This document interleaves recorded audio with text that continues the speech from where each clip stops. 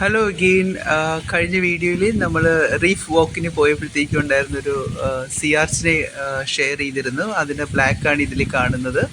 അത് തന്നെ പല കളറിൽ നമുക്ക് കാണാൻ പറ്റും. അത് വൈറ്റും വയലറ്റൊക്കെ ആയിട്ട് പല കളറിൽ ഈ സിയാച്ച് എന്ന് പറയുന്ന സാധനം ഈ ഇവിടുത്തെ കടലിൽ കാണാം. അത് ഈ കോറലിലൊക്കെ ഇങ്ങനെ ഇങ്ങനെ പിടിച്ചിരിപ്പുണ്ടാവും. ഇതിനെ മാംസം ഇതിൻ്റെ എടുത്തതിന് ശേഷം ഉള്ളൊരു ഷെല്ലാണ് ഈ കാണുന്നത്. ശരിക്കും അതിൻ്റെ പുറത്തൊക്കെ ആ മുള്ളു പോലെയുള്ളതൊക്കെ പോയിട്ട് അതിനെ മാംസം എടുത്ത് കുക്ക് ചെയ്യാൻ വേണ്ടി എടുത്തതിന് ശേഷമുള്ള നമ്മളുടെ കക്ക ഇറച്ചി പോലെ തന്നെ കക്ക ഇറച്ചി എടുത്ത് കഴിയുമ്പോൾ അതിൻ്റെ പുറത്ത് ഷെല്ലില്ല, അതുപോലെ തന്നെ കിട്ടുന്നൊരു ഷെല്ലാണിത്. ഇതിവിടെയുള്ള മനുഷ്യർ ഇത് പല കാര്യങ്ങൾക്കും ഡെക്കറേഷൻസും അങ്ങനെയുള്ള കാര്യങ്ങൾക്കൊക്കെ ഉപയോഗിക്കാറുണ്ട്. ഇത് സീയിലുള്ള ഒരു സ്നെയിലാണ്. നമ്മുടെ പറമ്പിലൊക്കെ കരയിൽ ജീവിക്കുന്ന സ്നെയിലിനെ നമ്മൾ കണ്ടിട്ടുണ്ടെങ്കിൽ അത് വളരെ ചെറുതാണ്. ഇത് കടലിലതാണ്, അതുകൊണ്ടാണ് ഇതിൻ്റെ സൈസ് ഭയങ്കര വലുതാണ്.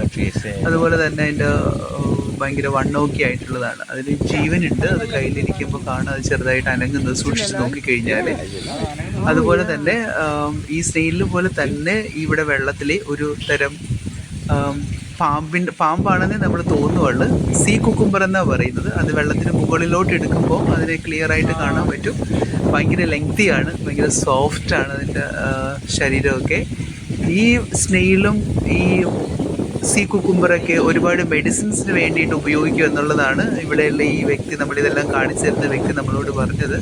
എന്ത് മെഡിസിന് വേണ്ടിയിട്ടാണോ എങ്ങനെയാണെന്നൊന്നും അറിയില്ല, എത്ര സത്യങ്ങളുണ്ടോ എന്നും അറിയില്ല. പക്ഷെ അവർ പറയുന്നത് നമ്മൾ വിശ്വസിക്കുന്നു.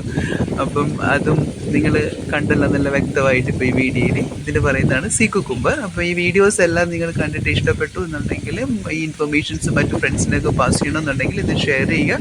അടുത്തൊരു വീഡിയോയിൽ കാണാം.